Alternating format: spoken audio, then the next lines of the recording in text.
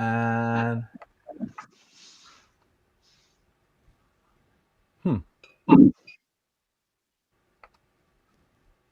yeah, it's working. All right, we can go. God, that was Perfect. a stress. All right, let's do this. Well done.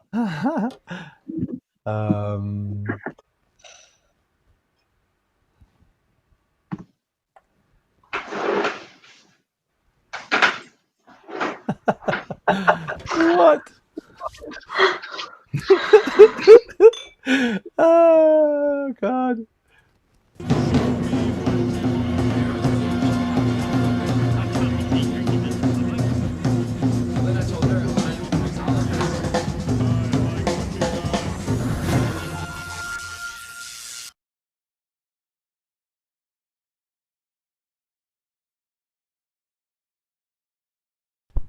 Good morning, ladies and gentlemen. Welcome to the Dean Callan Show. Today, we have none other than Gemma Paterson, the Global Brand Ambassador for Balvenie, on the show. It's going to be epic. As many of you that have watched the show would know, I'm a bit of a Balvenie fan. I love Balvenie. So I'm really looking forward to this. I'm a little bit nervous about it. I'm not going to lie. In fact, I didn't even prep the Guinness tap. Look at this. It's not even on. That's how ill-prepared I am for this. But let's see if we can get this puppy working. Oh, he's on. He's on. In fact, you know what? I'm not going to make her wait. I'll pour my Guinness when she tells one of her amazing stories. So if you haven't met Gemma Paterson, she's the best storyteller I know. Let's cut to the two of us. Gemma, how are you?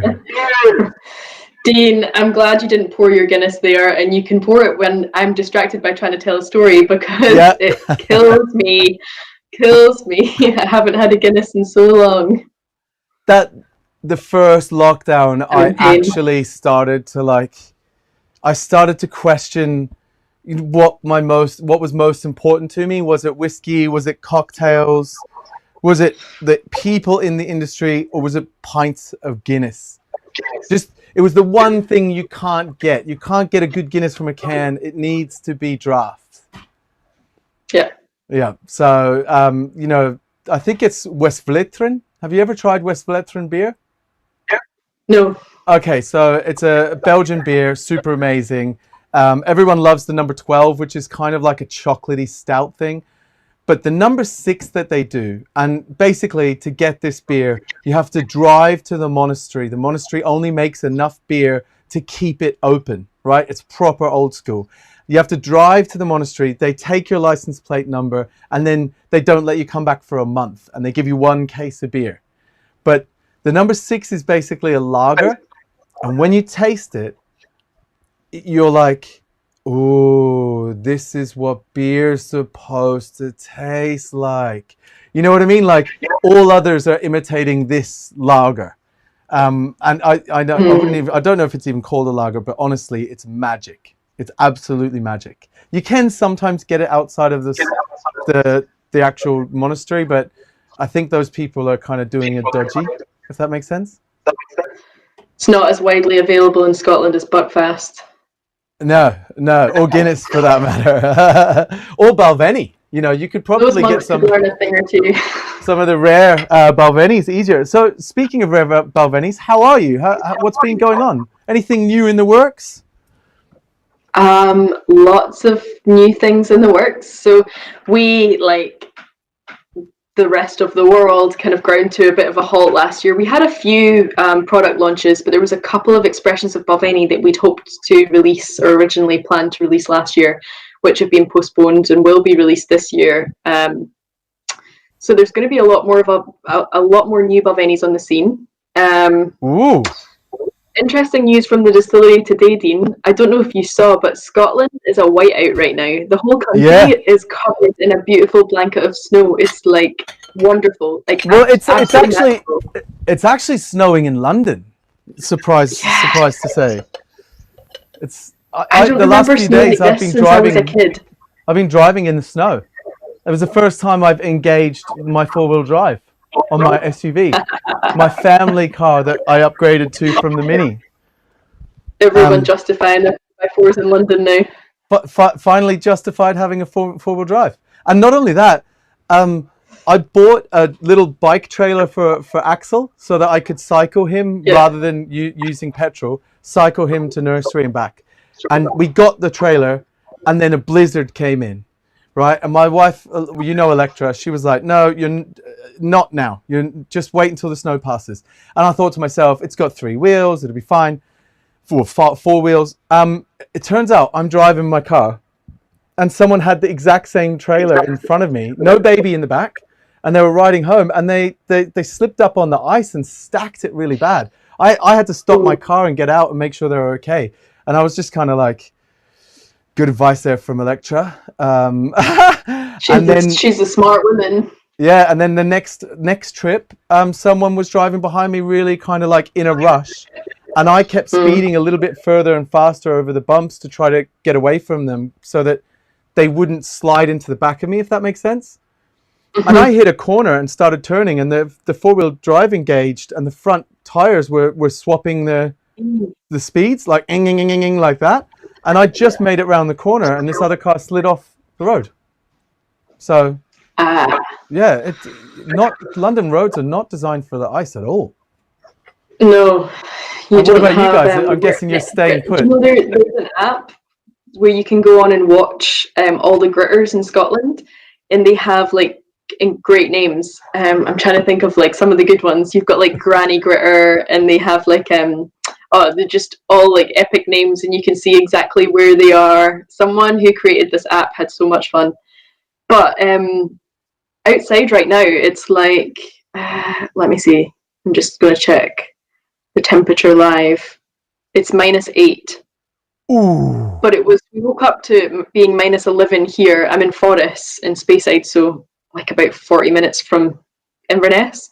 My friends in D-side, they had temperatures of like -20 today. How? I didn't know Scotland got that cold. No, not for years. Like the last bad winter we had, and you'll remember this. Oh yeah, Snow Phoenix. 2010. And actually the weight of the snow on a few of the warehouses caused the roof to collapse, and there was a limited edition Glenfiddich called Snow Phoenix that came from cast that had to be salvaged from that warehouse. There's a 200 team earlier, and they were saying that everything on site today has been a nightmare. They said everyone's been absolute troopers out with kettles, having to defrost pipes to keep things going. The pipes coming out to the cabin froze. Yeah, I had to go and not only did they freeze, but when I tried to thaw them out and I tried to get them going again, I turned one of the taps on, hoping that if a little bit of water started streaming through here, the stream of water would start to defrost the other water, right? Because it was working at the main tap. Nope. One of the taps, it turned out, as the defrost got to the other tap, it just started leaking constantly, and the very top connector the water has expanded and cracked it, so it was just leaking everywhere. Yeah, I had to turn the water off. I can only turn it on, do the dishes, and then turn it off again. Whereas, fortunately though, you and I were on a tasting last night, and today I've got this stuff. Oh, you've got some water from my homeland. I saved it because having done the tasting last night, and for those of you that don't know, which is basically everyone who wasn't on the tasting, last night Gemma introduced me to the Balvenie 19 Edge of Burnhead, and I saved a little so I could taste it again and ask questions about it today. So for those of you that don't already know Balvenie, if you do have any questions, send them through to us on the comments, and we'll try to get them across as politely as we can to Gemma. And if you have a particular favorite, maybe I can drop it down from the back bar and we can go through tasting that. But otherwise, we're going to be tasting the Balvenie 19 Edge of Burnhead. And you said this Larkfire water is from your hometown? This is where you grew up? Yeah. This is where I grew up. So I grew up on the Isle of Lewis in the Outer Hebrides. It's basically as far kind of west as you can go in Scotland. And they actually, sourced water from just outside of town and on the Isle of Lewis and bottled it, well, canned it. And the reason for it is because the water there in Lewis is incredibly soft, runs over granite, incredibly low mineral content, perfect for mixing with your whiskies. There's a few reasons kind of behind that, because Lewis is built on a bed of metamorphic rock, which is Lewisian gneiss. And this rock is some of the oldest in the world.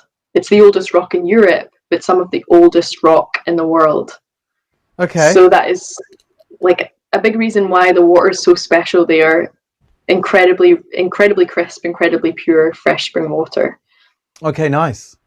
Whoa. And just water on the island is an important thing. Like, it's important to like their industry. You've got some incredible salmon fishing rivers there, and the whole island is like a series of little lochs.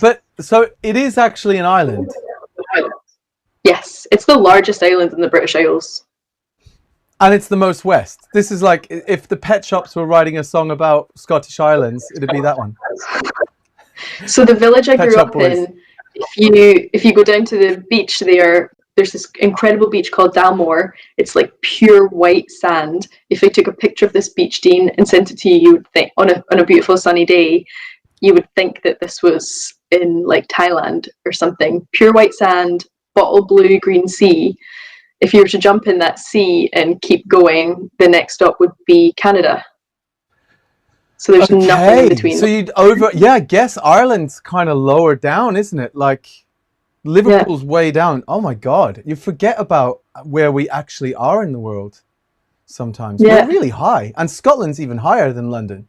Crazy. Yeah, so in Lewis at night in summer, in the height of summer, it never really gets dark. And I have like great memories of when I turned 18, my summers home from uni, going out with friends and coming back, and like my family lived just by the beach, and going down in night swimming, and the sky just still dusky, never gets fully dark.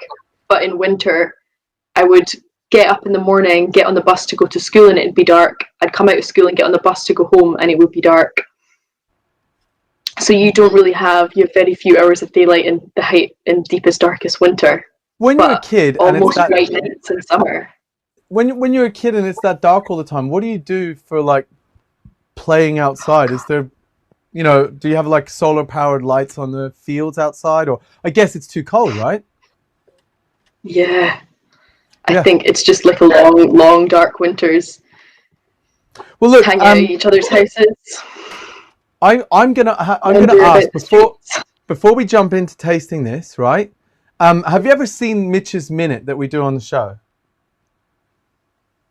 No. So Mitch Ono Bushell used to be the brand ambassador for Monkey Shoulder in Australia back in the day, and he's just one of the most amazing characters. And currently, he's for family reasons he's needed to travel back to New Zealand. He's based in LA, and he's in 2 weeks of quarantine, where he's locked 24 hours a day, apart from one day where he gets like yard time, as he calls it, to stretch his legs. And he's in a hotel room.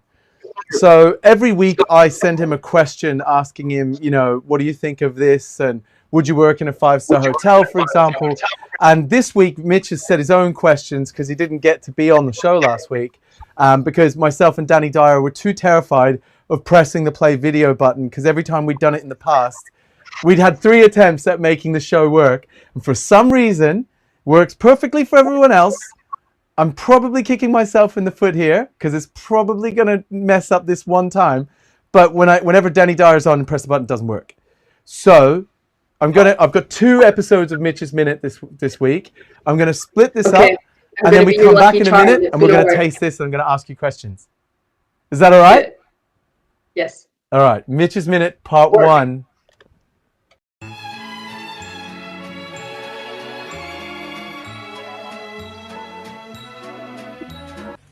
All right, today is day 12 of managed isolation. I get out of this room for an hour a day here in New Zealand, and because I didn't get my segment played last week, Due to technical issues, I'm going to grant myself 2 this week, and I'm first going to show you the production of my Pruno, or my prison wine, and then I'm going to taste it, which should be fun. So first of all, we'll just have a look at how we got it done. It's mashed up fruit, sugar, bread rolls, and tomato sauce, and I just use this little trash can here with a Ziploc. I kept it warm with hot water from the sink to get like a sort of ghetto sous vide effect happening. And then once that started to ferment, I fed it a bit more sugar every other day when I was burping it. This is what I intend to filter it through. So holes, that'll go down. And in an hour, I'm going to filter it and we'll see what we got.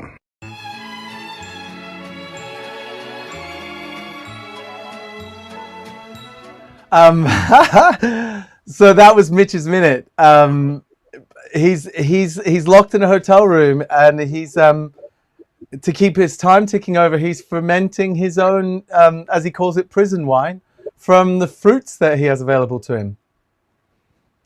What hero. It's super interesting. As I said, if I had to go to prison with someone, it'd be Mitch. He'd be a fun guy conversations would be epic. Not that I ever want to go to prison. I don't think I ever want to do that. But on to the whiskey. Right. Okay. So could you tell me the story of this one? Yes, I sure can. So I've poured myself a little bit from this bottle that I have here. Now, the Edge of Burnhead Wood, it's part of our story series with Balvenie. So over the last couple of years, we've had 4 different Balvenies as part of this range. And they're called the Story Series because they celebrate the stories of our craftsmen and women at the distillery. So each one is attributed to the craftsmen and the people who made it. Now, for example, this one, The Edge of Burnhead Wood, we've got 3 key characters who brought this whiskey together and made it happen. Ian Miller, who was the distillery manager at the time, Robbie Gormley, who was head maltman and malted the barley that we used to make the whiskey, and then finally Dave Stewart, who was head of estates, and he now is working in our archives. If I ever have any question that I need to know about anything to do with the history or archive pieces from the distillery, Dave is now the go-to guy. But back then, when this whiskey was distilled in 2000, he was head of estate. So he also has incredible knowledge of every single acre of the estate in Dufton, which is around 1,200 acres in total. And part of that estate is Burnhead Wood, which the namesake for this whiskey, obviously. So we've got 3 key people who've spent, between the 3 of them, and then if you bring David Stewart, malt master, into that, they've got around 200 years of experience working at Balvenie, which is mind-blowing. Yeah. Dean, I was at a dinner a couple of years ago with Dennis McBain, coppersmith, Ian MacDonald, head cooper, David, and Robbie. And between the 4 of them, I was like, I'm sitting at a table with 4 people who have more than 200 years of experience working at the distillery. Like, this is just mind-blowing. Dennis alone has spent 63 years associated with Balvenie and William Grant. Like, Dennis blows my mind. Just his social media presence. I was on the phone to him the other day, and he's like in his late 70s now, but he's still so active. And he was like, lockdown is killing me. He said, this is like the first time I've ever been retired. He said, I feel like I'm truly retired now, and it's really painstaking for him. And then we're about to hang up the phone, and he was like, oh, I'm just going to go and clear the snow off my path and the snow off the lady's path who lived next door. And I was like, are you now, Dennis? Yeah, it's shocking to find out how old he actually is when you've got him in front of you and he's chatting to you. You just don't know. You know, you think he's kind of a vibrant personality and so much energy and so many incredible stories, which don't let me forget to share a couple of great Dennis stories before we sign off. We kick off. We'll do some more stories after the next part 2 of Mitch's Minute. Okay. So this was, you had Ian working the distillery as the site manager from back in the day. So Ian came as distillery manager in 1998, and Ian had a wealth of experience. He'd been working across several different distilleries in the industry, having started at Mortlach Distillery in Dufton, and eventually found his way back to Dufton to take over the challenge of managing Glenfiddich and Balvenie. And when he found himself in charge of Balvenie, he'd never worked at a distillery that had a working floor maltings before. So this really excited Ian. Ian was like, I am going to experiment. I'm going to play around. He describes the maltings as a big toy. Yeah. So he saw it as an experimental playground. So he sparked these years of trials where they just tried and tested lots of new and unusual things. One of the products of those trials is this whiskey that we're trying today. A few other things they tried. Dean, you'll love this. In 1999, the guys all went to a local salmon smokers in the maltings, and the maltings team, and they spent a few days working with the salmon smokers to learn the technique that they were using with the wood chips to infuse the smoke into the salmon, so that they could then come back and take chips from the cooperage and use that to infuse the barley as it was drying in the kiln. Did they keep that? Somewhere, yes. So it's a matter of finding out which barcode it is. Like, beep, and this is beep. Exactly the biggest challenge with the stories range is, so part of my job over the last few years is to just spend time with the team and chat to them and find out these little stories, and then go back and try and find the stock. Because do you ever need volunteers to just go up there and I'll work for a dram here and there, you know, just be looking for these smoky casks. Beep, beep. If they'd let me, I think they might get terrified if I said that I was just going to roam around in the warehouses looking for rare casks. You've done that before, Dean. Yeah, that's what I mean. I think that's why they'd be terrified. You've spent a lot of time up in those warehouses. Yeah, I love them. I everything about the site is magical. It's just like the smell of Warehouse 24. Yeah. Like if I could bottle that smell and put it in one of those little humidifiers, and then just pump it out into the cabin, so that every time you walked into the cabin, you had that cool dampness and that smell of Warehouse 24, like that would be my happiness. It smells like, it's like ancient earth, oak, and then kind of heady whiskey all in one. Really, it's really like an earthy, almost like a primal smell. And no other warehouse smells like that warehouse. I think Glenfiddich is Glenfiddich. Like every warehouse has its own unique microclimate. This goes for like the whole industry, and every warehouse has a unique microclimate that's going to influence that whiskey. So you notice it in these really old Dunnage style warehouses. That's it, Dunnage warehouse. I was about to say Glenfiddich's warehouse 8. Is that a Dunnage warehouse? Yeah. Yeah. Okay. Yeah, that's what I like. Dunnage warehouses. I'm a Dunnage kind of guy. Me too. So can I ask, what is it about the barley? What is it about the oak that's used? What is it about this that makes it the specific? A really exciting thing about this whiskey is, I'm using this glass, by the way, because my dad gave it to me for Christmas and sent it up, and it's got a little still. It's very cute. I'm trying to. Oh, here we go. Oh, nice. Yeah, you can hold it up now. Rock and roll. Very cool. And it's like a nice size in the hand. This just feels cute.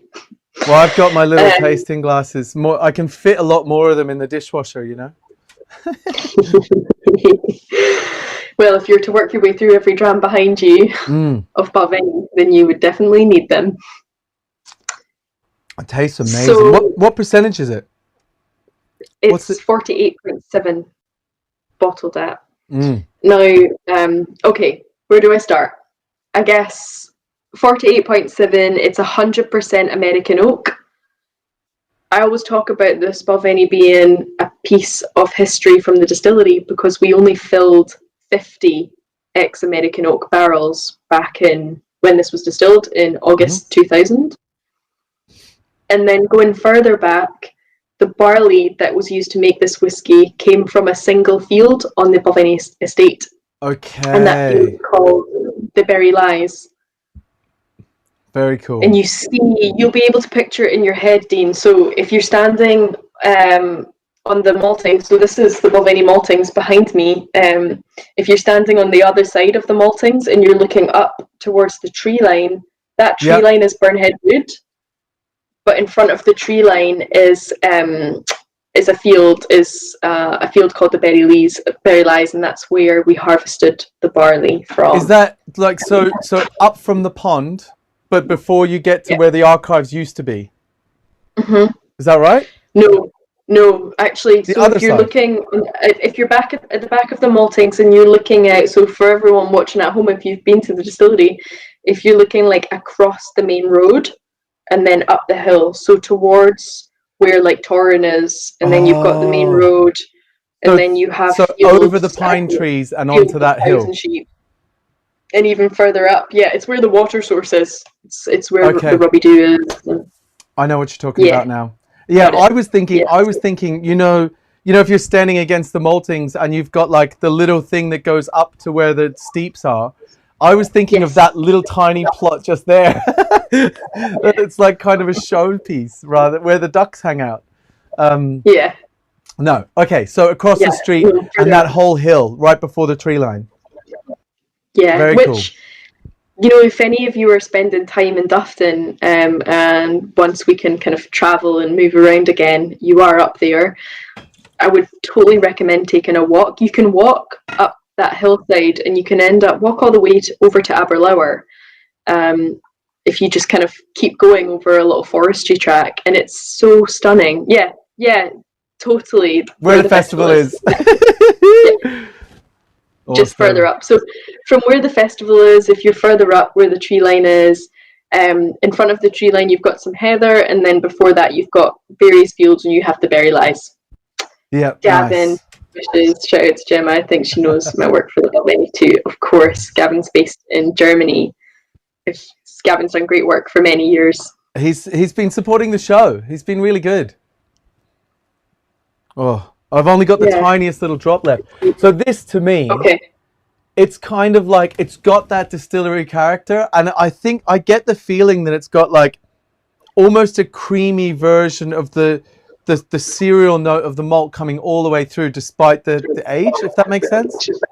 Yeah. Totally.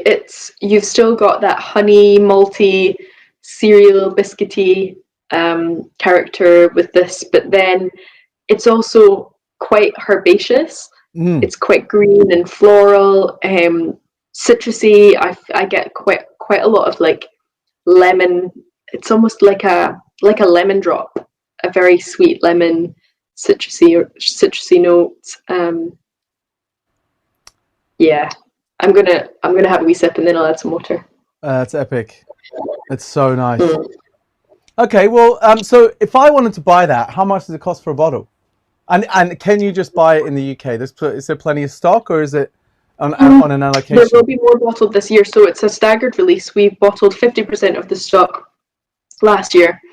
The last 50% will be bottled this year, and after it's all bottled, that's it. It'll be gone. We can never replace it. Yeah.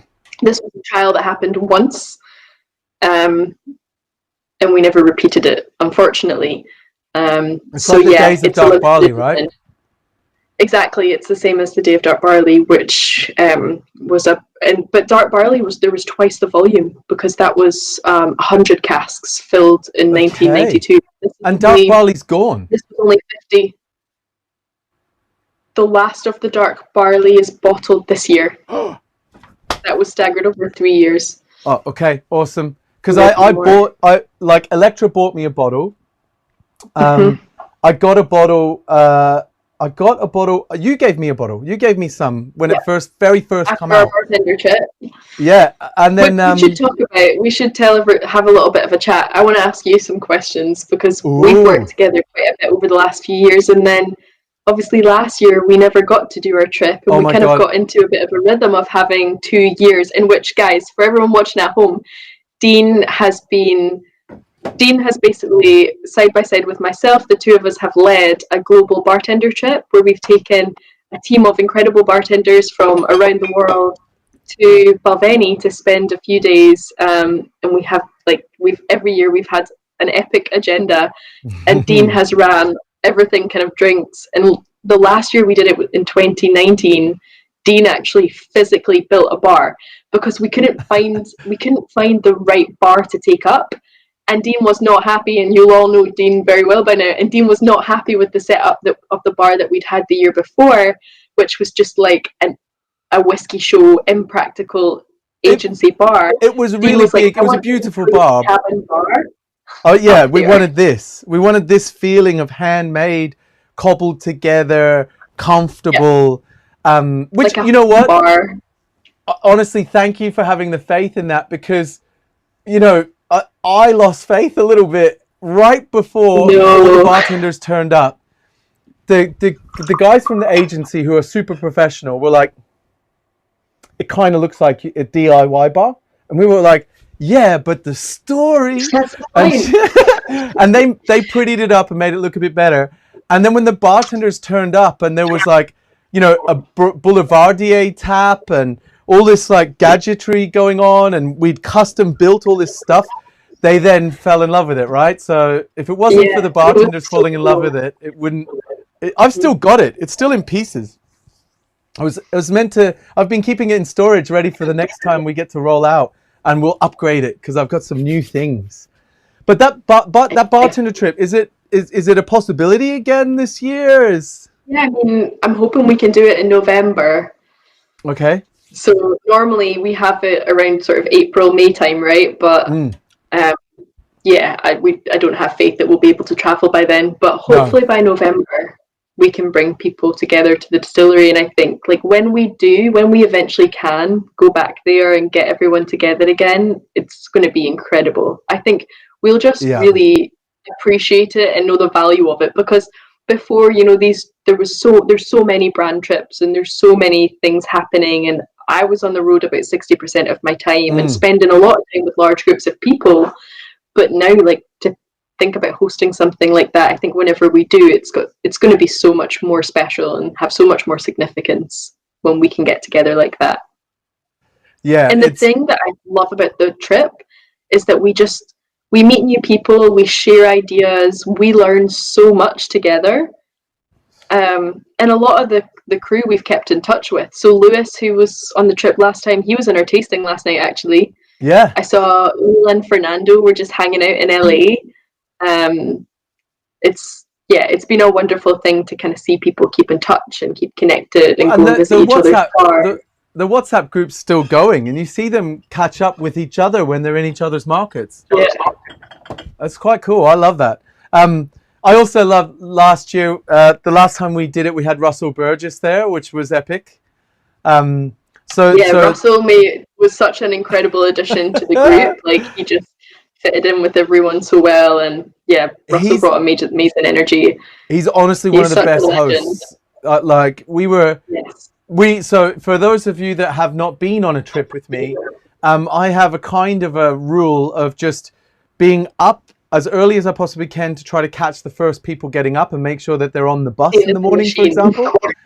And then also being the last one up to put them to bed. So you run into an issue where you sometimes get some really early people that wake up early in the morning and then go to bed relatively early, but then you get the odd few that refuse to go to bed and stay up all night. To carry them out in the morning.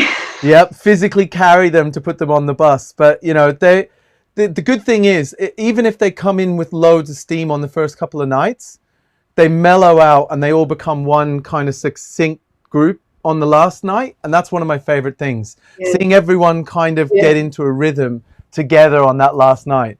It's I love doing trips. It's my favorite. So speaking of my favorites, this is my favorite altogether Balvenie expression that you can constantly get. You know, I love the dark barley, but the Portwood 21-year-old. Portwood 21, I knew it. Just my favorite. I absolutely love this. Do you have a favorite?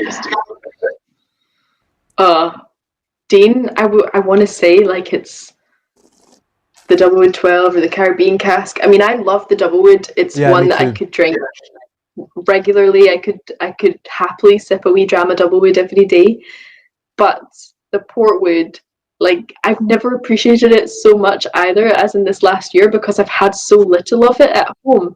You know, normally I'm so like incredibly privileged to host a series of events for Balvenie in succession on a regular basis.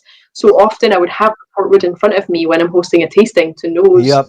and to share with people. But now, I mean, I don't have portwood at home on tap, so, and neither does DCS, and as a matter of fact. So, really. Whoa! I would have thought So that as part of his like, it's pretty essential. there'd be a given rule that he's constantly sent bottles, you know, whenever he runs out. I guess it might be an unhealthy thing to do that, actually, to let people just just send them constantly booze. Here, But I'm gonna let you into something tragic that happened last year. I was on a call with David. It was in early lockdown when we were David was starting to David and I had started to get requests to do virtual tastings together and get on Zoom, and it was like the beginning of Zoom mania last year when everyone was like, we want to do virtual tastings. And so I was helping David get set up with Zoom, and the two of us were having our kind of first video chat. And David, when he presents from home in one of his tastings, it's almost like a broadcast from the Queen, because behind him he has all the pictures of his grandkids. Yep. There's a painting of him on the wall that was done nosing, and I mean, yeah, he's just such an incredible personality. David spent 59 years this year working for William Grant and Sons. It's just, yeah, phenomenal, and he still wants to get on Zoom and host tastings with us. Incredibly, like, humbled by that, and so, yeah, immensely proud to work for Balvenie and to get the opportunity to work with David.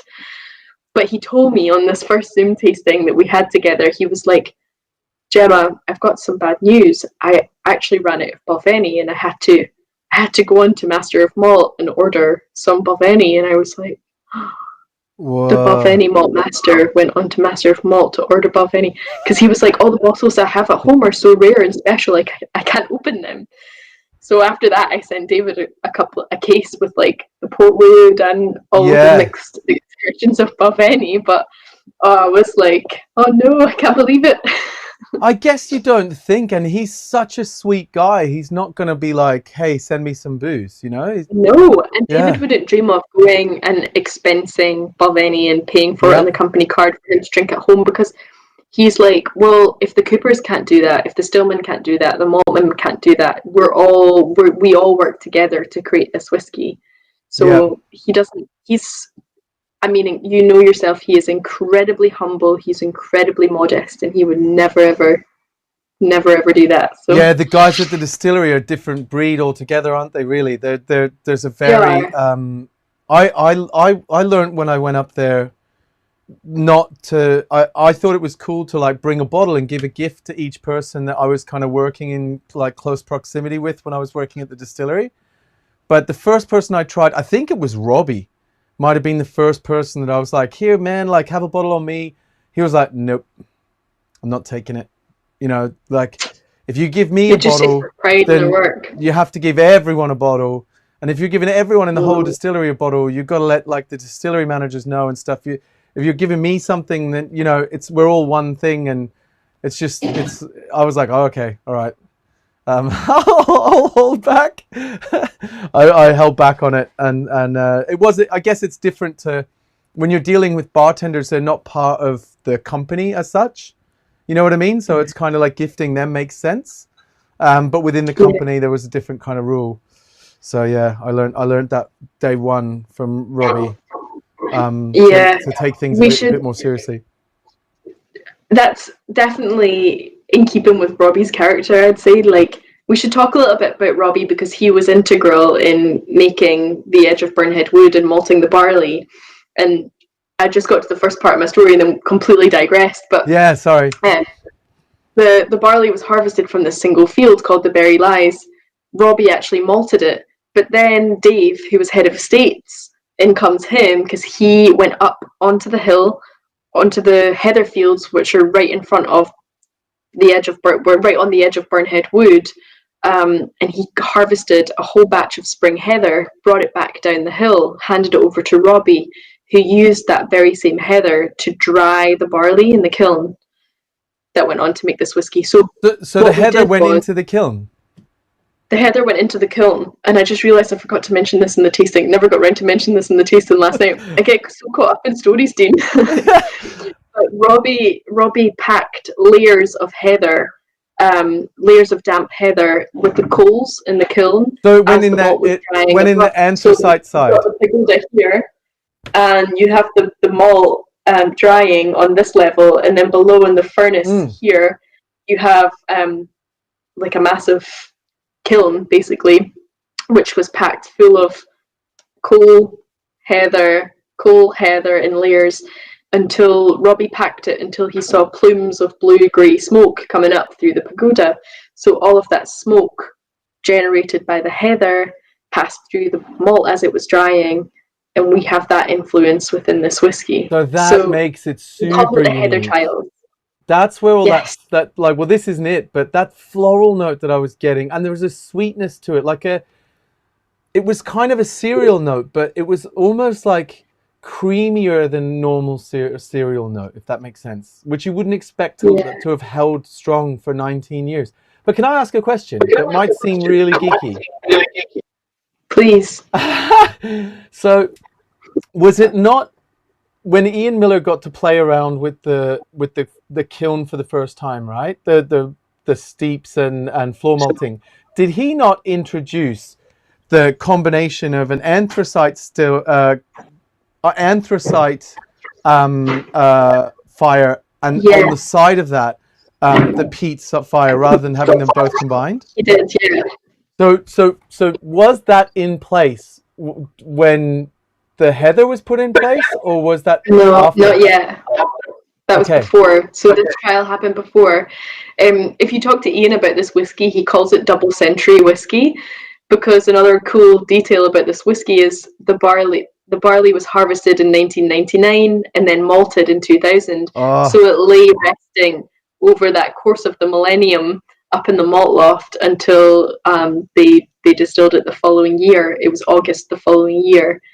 But that was before the peat trials took place. So the peat trials were the early 2000s, so just a couple of years later. So you wouldn't be able, because you were putting anthracite into one oven, and you didn't have the two different dual temperature ovens. You can't create this even if you tried. You'd have to literally shut down the peat oven, right? Yeah. Wow. Yeah, it would be different. Unique. Yeah, it would be different now. So was that it? Has anyone asked you that question yet? No, actually, no one's asked that question yet. Yay! So I'm gonna cut to another Mitch's Minute, right? And then we'll do a little story and wrap up. Out what's happening with this homemade wine. Exactly. And if anyone has any questions, I can add them to the story so that Gemma can see them and you can get a sense for these things. It looks like as well, Gemma, after I finish my 21, I might go on to the Doublewood 12 and have you explain what the core range Doublewood 12 is, if that's all right. Unique selling points. Thanks for the heads up. Okay, so let's go to Mitch's Minute Part 2. Has Mitch's prison wine worked out? Does the filtration system work? We're going to find out.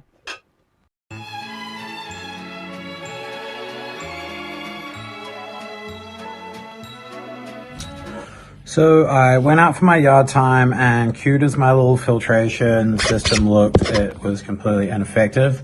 So I went proper prison style and filtered it through a sock. So here we have the finished product. I've had it in the fridge for a few hours now, separated, so we'll give it a little stir.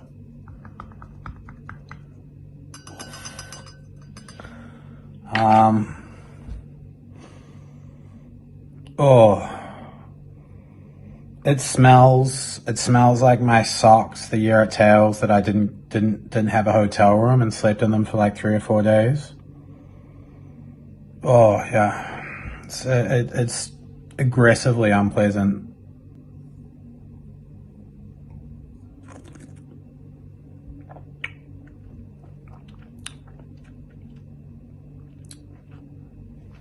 It's surprisingly sweet on the back end, despite looking like spent orgeat and tasting like Trailer Park Fellatio.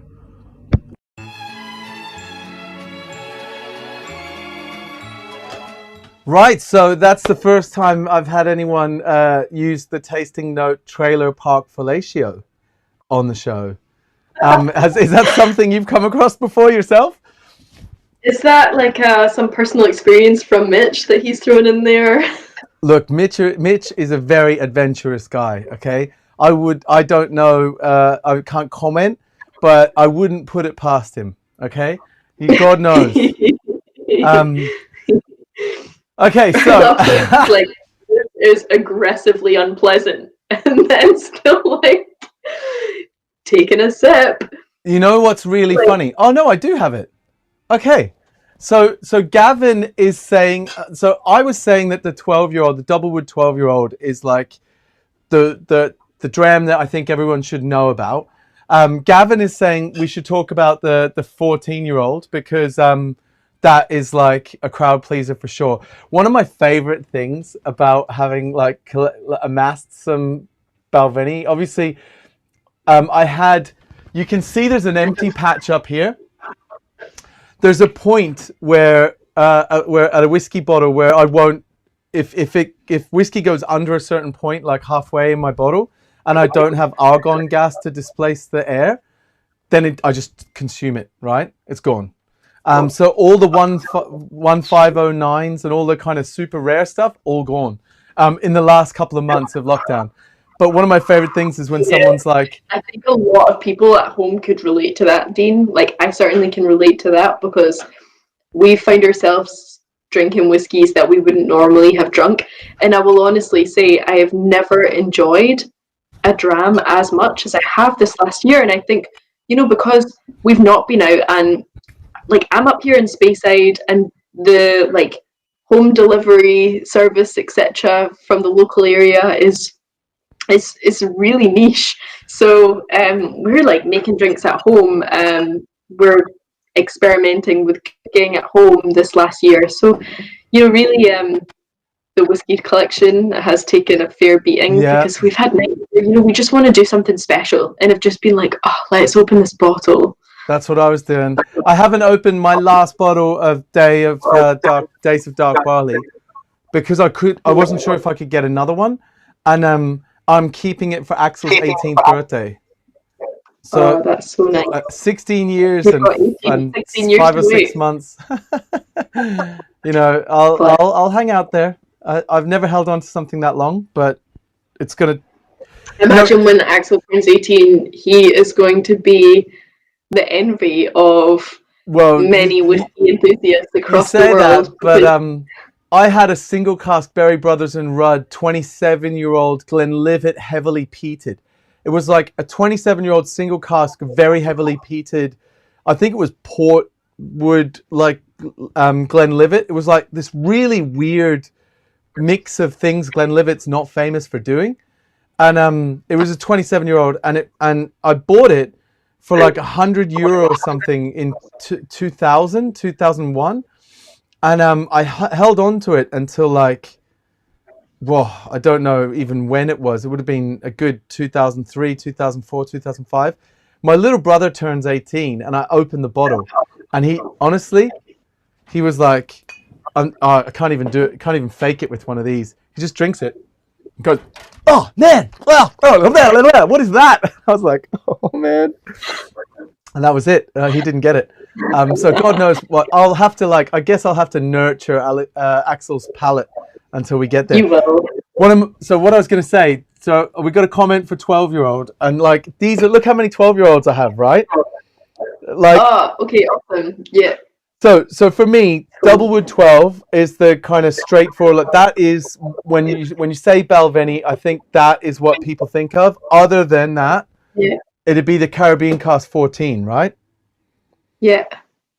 Now the golden cask is the precursor to this. Is that not right? Yeah. So, rum is a really cool story because we first started experimenting, and actually I had a call last week with David and Brian Kinsman to have a bit of a chat about the evolution of rum within the company across Glenfiddich and Balvenie, the use of rum casks, because we first started experimenting with Cuban rum casks, and Yep. then we used Jamaican rum casks, and you know, the team at the distillery remember casks coming in directly from Cuba. They remember casks coming in from Venezuela. They remember casks coming in from Jamaica, small batches. And Ian McDonald, our head cooper, he said that occasionally David and Brian would come up to nose these casks. They'd have batches of 10 of them. They'd come up to nose the casks before the spirit went into them. And we experimented with them with finishing. So that golden cask that you have, that was Jamaican rum that we used for that one. We had a 14-year-old Cuban cask that we used ex-Cuban rum barrels for that one. And so these were actually physical barrels sourced from distilleries out there, until the Caribbean cask, because 2009, David spent a day sitting down with a rum blender, John Barrett, who worked for Bristol Spirits, who's an absolute legend within the industry. And apparently John used to come to visit the team with a duffel bag full of weird and wonderful samples from casks and from all sorts of types of wines, rums, various spirits. And he would come and just like chat about casks that he'd found. And so one day David sat down and tried a whole bunch of different rums with John. And he then came up with a proprietary blend, which that is what we bring in-house to this day. And technically have rum that you get up in the Highlands of Scotland at the distillery, where we mature rum on site just to season casks for the Caribbean cask. Mm. Well, for me, I just did the comparison of the golden cask and the Caribbean cask. And the golden cask, like it smells amazing, and it's got like a kind of rich rum, sort of a hint of a rum flavor funk to it. But there's something about the Caribbean cask that there's like a sweetness to the aroma, but it's not sweeter on the palate, so if that makes sense. Yeah, the Caribbean cask, it's like spicy, so it's juicy. It's really delicious. Butterscotch, toffee, like you've got layers and layers of flavor that just come in waves with this one. Layers of flavor. Oh man. Okay, so that actually is one of my favorite. You can't beat Portwood though. There's no beating Portwood. So David would agree with you. What's that? David would agree with you. It's Portwood and a Guinness. That's his two favorite drinks. So I wanted to give people that watch this a quick snapshot of just how varied despite the branding looking exactly the same, how varied the range can actually be. There's the sweet toast of American oak, the 12-year-old, which is the key factors on that are. It's finished in a virgin American oak cask. Amazing. So a big kind of spicy sweet hit that comes from that virgin oak finish. All right, hold on. Are we doing a speed tasting now, Dean? No, I just want the tiniest little taste so that I can take your tasting notes and then agree. See, this smells more earthy and drier than the Caribbean. They're sourced from the Kelvin Cooperage in the States, which is a cooperage that was founded by two Scottish brothers who took their dad's cooperage that was on the banks of the River Kelvin in Glasgow over to Kentucky. And they do everything by hand. So all of their barrels are charred and toasted over oak. And each of the coopers do it all by hand. So everything is done by sight, smells. As soon as they smell the aromas of like freshly baked bread and toasted marshmallow, then they know that cask is ready. It's got it off of the plate. I know that the geeky side of me is kicking in here, and it could be influencing the tasting I'm getting, but it's got more of a kind of raw bourbony kick to it, if that makes sense. Like a little bit more of a hint of astringency and a bit more like wood spice. Yeah. I'm not going to open this one, but that's a single barrel. So that's a first fill single barrel 12-year-old. So single barrel 12 is in first fill ex-American bourbon. First fill ex-American bourbon barrel, and it's come from a single barrel as well. And then this is the Signature 12. Yeah, so this one was a limited edition that was released in 5 different batches, and it's a marriage of first fill American oak, refill American oak, and Spanish Oloroso sherry. Ooh, and how does it compare to the others? You get that little tiny bit of like sherry note from it compared to the last ones.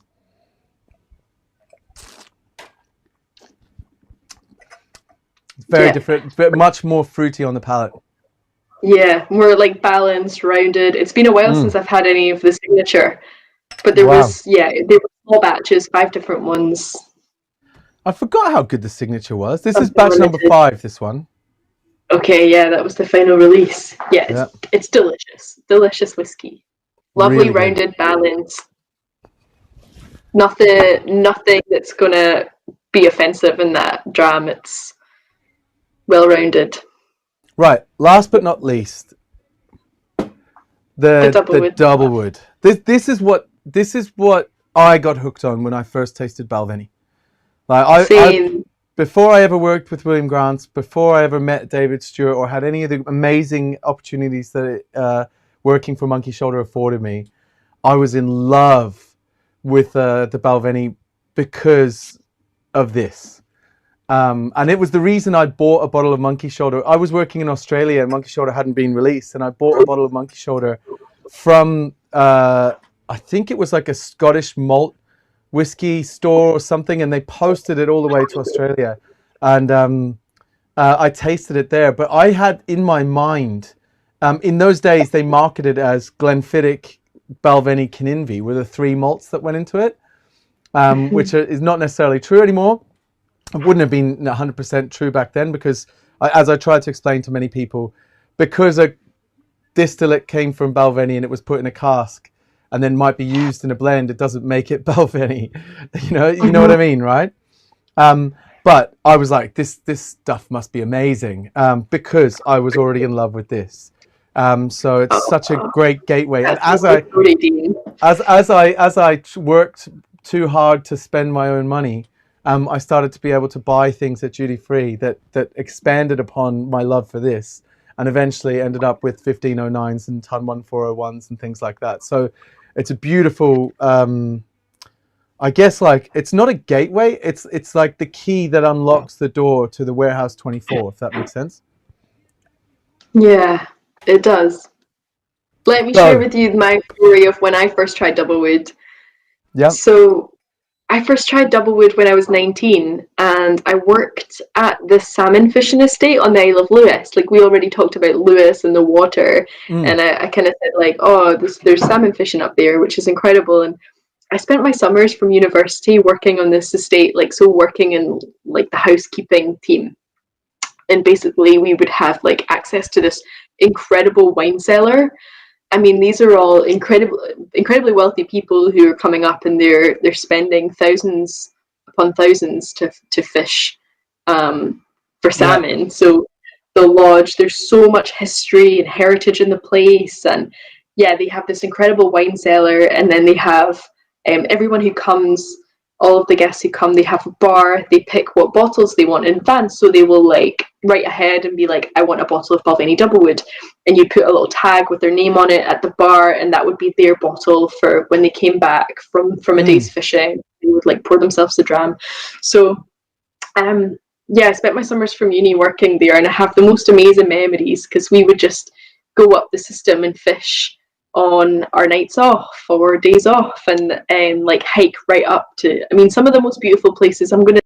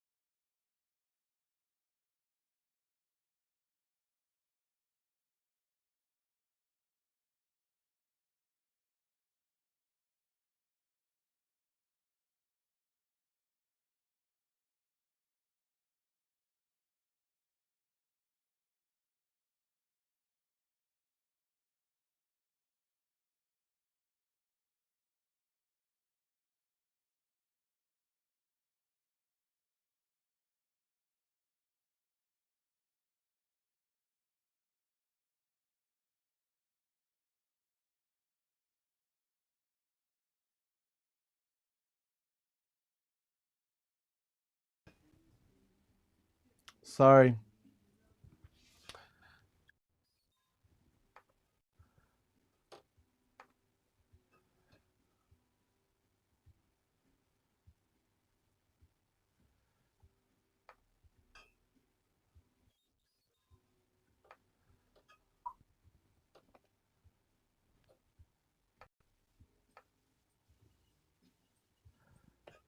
Gemma, can you hear me?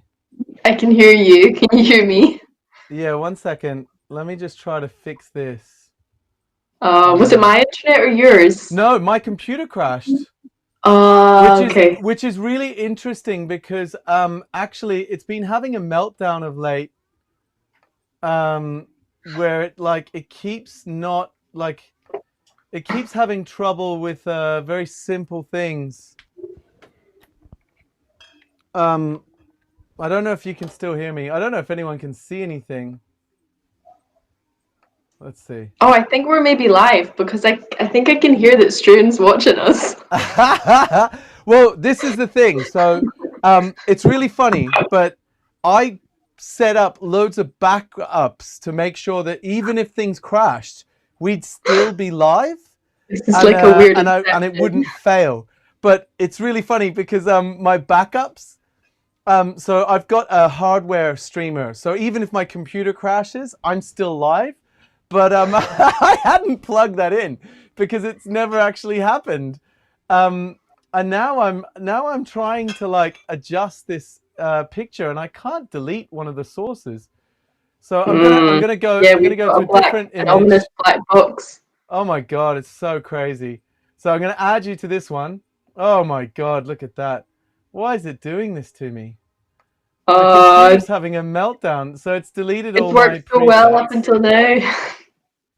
What a weird, what sort of thing is this? Come on. Just get rid of that extra source.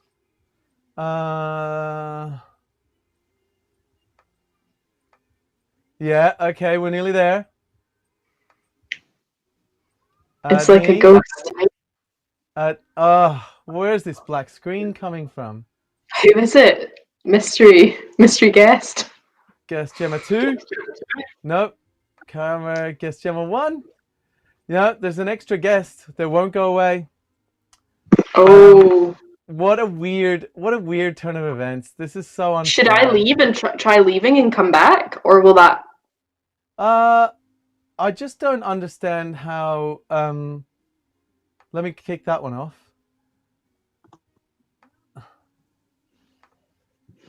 All right, here we go. Let's try one more time. Oh! Why? I just don't understand why it has to keep doing that. So yeah, there's a ghost messing with us. Damn it. It's the green, what is it? It's the green lady. She's interrupted our broadcast. Okay, maybe, I'll tell you what, hang up, call back, let's see if it works. We'll finish the story. Okay, I'll hang up and call back. Okay, 1 sec.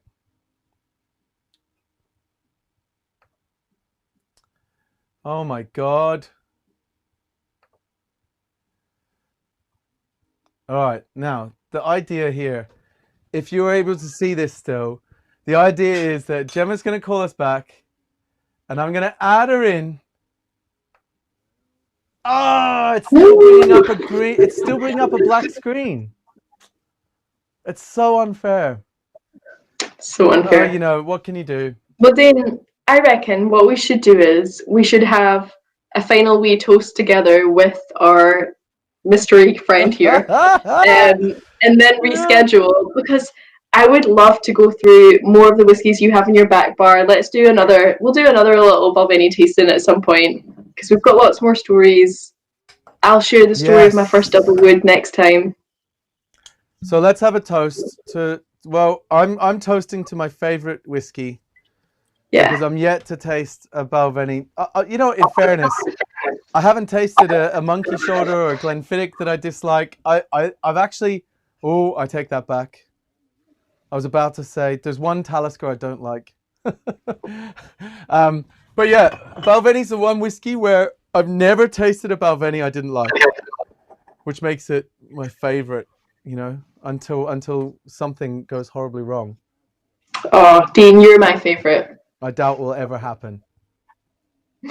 Cheers. Okay, so do you Sláinte. have any toasts prepared? Shall I follow along? You're amazing at these sorts of things.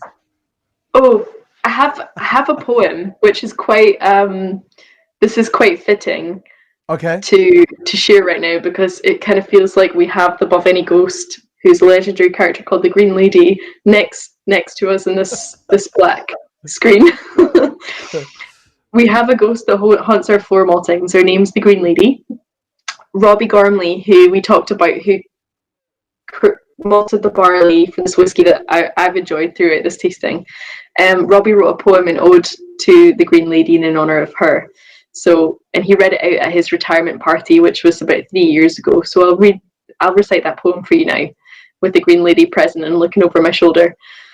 It goes like this. It's called My Last Night Shift. I was working away with the radio on, singing along to a well-kent song, throwing down my very last steep when I heard the sound of shuffling feet. Coming, bend aloft, was the Green Lady, and on her shoulder, the elusive malt monkey. Well, she could see that she gave me quite a scare as she slowly came closer and sat down on the stair.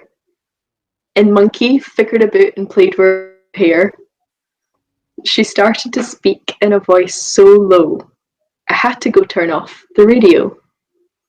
Robbie, she said, we've watched over you all these years, throwing down steeps, pulling out flares, teaching others how to use a shield. For a while, there was a quine as well, telling stories about us two, to lots of visitors and even to film crews.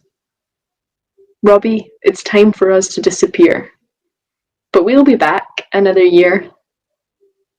As they walked off, Monkey looked back for one last peek, and I carried on, throwing in my steep. It's a night that'll always bide with me, my very last night shift at the Balvenie. Cheers. Sláinte. That was awesome. Thank you so much. Sorry about, like, literally, my computer crashed. It wouldn't even let me load in the image earlier on. It was like the scratch disk is full.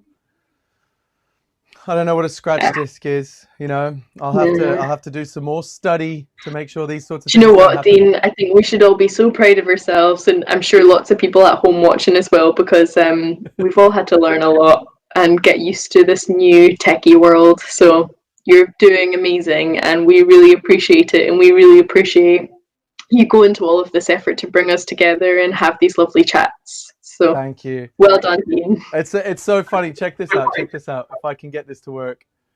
So for the people watching, I'm gonna transfer to my backup feed. That's my backup feed, right? And then that's the main feed. But I didn't feel anything. All right, thank you so much. Look forward to doing another episode together and getting that bartender trip down, because yes, we will. It's my favorite opportunity to host, because I get to host people, which is my favorite thing. Just like having them in front of me, making drinks for them, showing them a good time, making sure, and also Tizuwari. This is also one of my favorite drinks you've ever made. I've been fine tuning Tizuwari. It's gonna blow your mind. It's gonna blow your mind. All right. Thank you so much. And thanks everyone for keeping tuned in. Thanks everyone. Bye. See you next time. Thank you. Bye.